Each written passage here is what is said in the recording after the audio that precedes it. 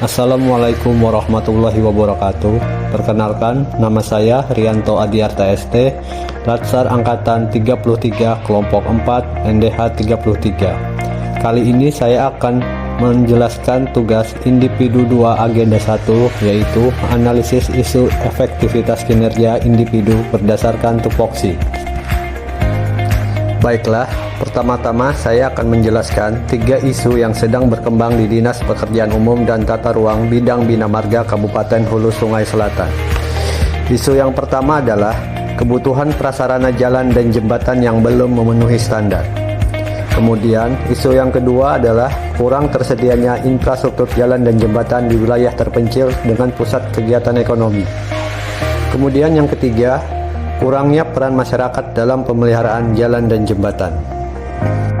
Dalam menentukan kelayakan ketiga isu tersebut, digunakan beberapa metode. Salah satunya adalah analisa isu dengan menggunakan metode APKL. Teknik APKL yang dibuat adalah teknik yang digunakan untuk menentukan suatu kelayakan masalah dengan memperhatikan 4 faktor. Yang pertama, aktual, yaitu isu tersebut masih dibicarakan atau belum terselesaikan hingga masa sekarang.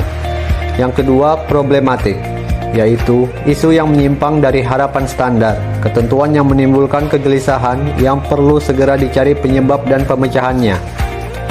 Yang ketiga, kekhalayakan, yaitu isu yang diangkat secara langsung menyangkut hajat hidup orang banyak dan bukan hanya untuk kepentingan seseorang atau sekelompok kecil orang. Kemudian yang keempat, layak, yaitu isu yang masuk akal atau logis, pantas, realistis, dan dapat dibahas sesuai dengan tugas, hak, wewenang, dan tanggung jawab, hingga akhirnya diangkat menjadi isu yang prioritas. Kali ini saya akan menjelaskan cara penilaian kualitas isu dengan menggunakan metode APKL. Cara menggunakan APKL adalah menentukan tingkat aktual, problematik, kekhalayakan, dan layaknya perkembangan isu dengan menggunakan skala linear dari 1 sampai dengan 5, yaitu angka 1 merupakan sangat tidak mendesak, angka 2 tidak mendesak, angka 3 cukup mendesak, angka 4 mendesak, angka 5 sangat mendesak. Isu yang memiliki total skor tertinggi merupakan isu prioritas. Selain menggunakan metode APKL, analisa isu juga dapat dilakukan dengan menggunakan metode USG, yaitu urgency, seriousness, dan growth. USG sendiri merupakan salah satu alat untuk menyusun urutan prioritas yang harus diselesaikan. Pengertian urgensi yaitu seberapa mendesak isu tersebut. Kemudian seriousness yaitu seberapa serius isu tersebut. Yang terakhir, growth yaitu seberapa besar kemungkinan isu tersebut menjadi semakin memburuk kalau dibiarkan. Kemudian saya akan menjelaskan penilaian kualitas isu dengan menggunakan metode USG. Cara menggunakan USG sama dengan menggunakan metode APKL, yaitu menentukan tingkat urgensi, keseriusan, dan perkembangan isu dengan menggunakan skala nilai. Isu yang memiliki total skor tertinggi merupakan isu prioritas. Berikut ini saya tampilkan penilaian kualitas isu dengan menggunakan metode APKL. Isu yang pertama yaitu kebutuhan prasarana jalan dan jembatan yang belum memenuhi standar. Untuk nilai aktual adalah 4, problematik adalah 3, kekhalayakan adalah 4, dan layak adalah 4, dengan total skor 15. Untuk isu kedua yaitu kurang tersedianya infrastruktur jalan dan jembatan di wilayah terpencil dengan pusat kegiatan ekonomi, memiliki nilai aktual 3, problematik 3, kekhalayakan 3, layak 4, dengan total skor 13. Kemudian isu yang terakhir, kurangnya peran masyarakat dalam pemeliharaan jalan dan jembatan, memiliki nilai aktual 2, problematik 3, kekhalayakan 3, layak 3, dengan total skor 11. Dari total skor tersebut didapatkan isu yang pertama yaitu merupakan kebutuhan prasarana jalan dan jembatan yang belum memenuhi standar, memiliki nilai tertinggi yaitu 15, sehingga isu tersebut layak untuk digunakan.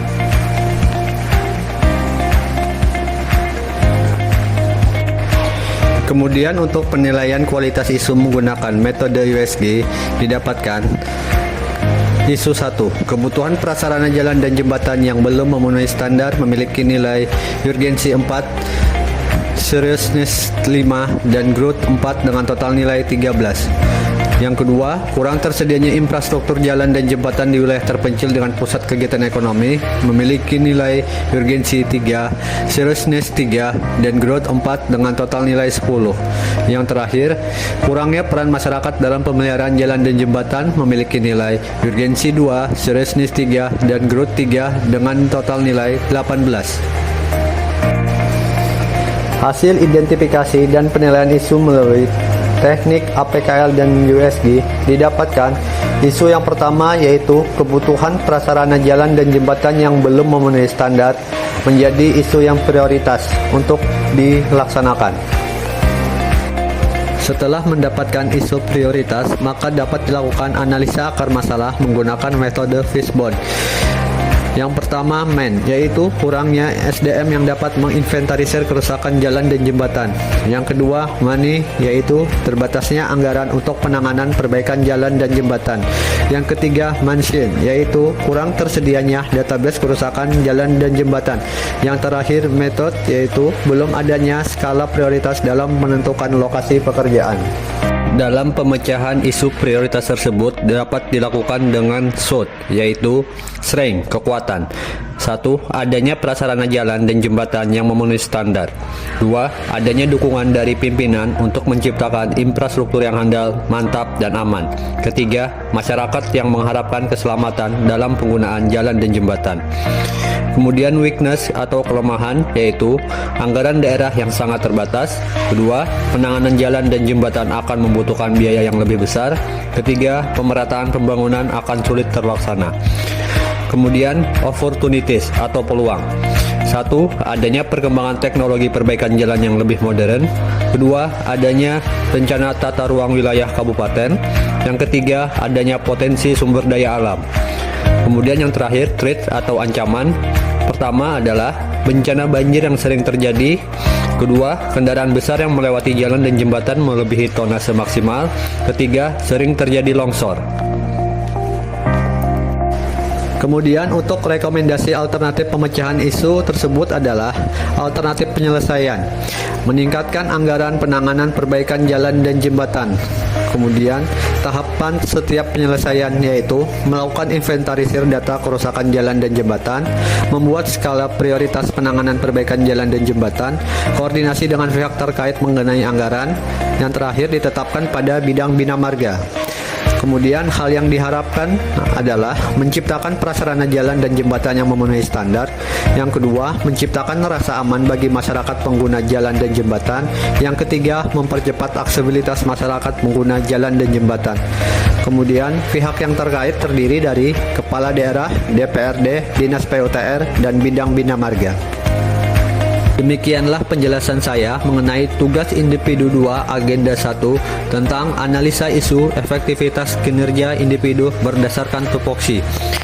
Atas perhatiannya saya ucapkan terima kasih. Wassalamualaikum warahmatullahi wabarakatuh.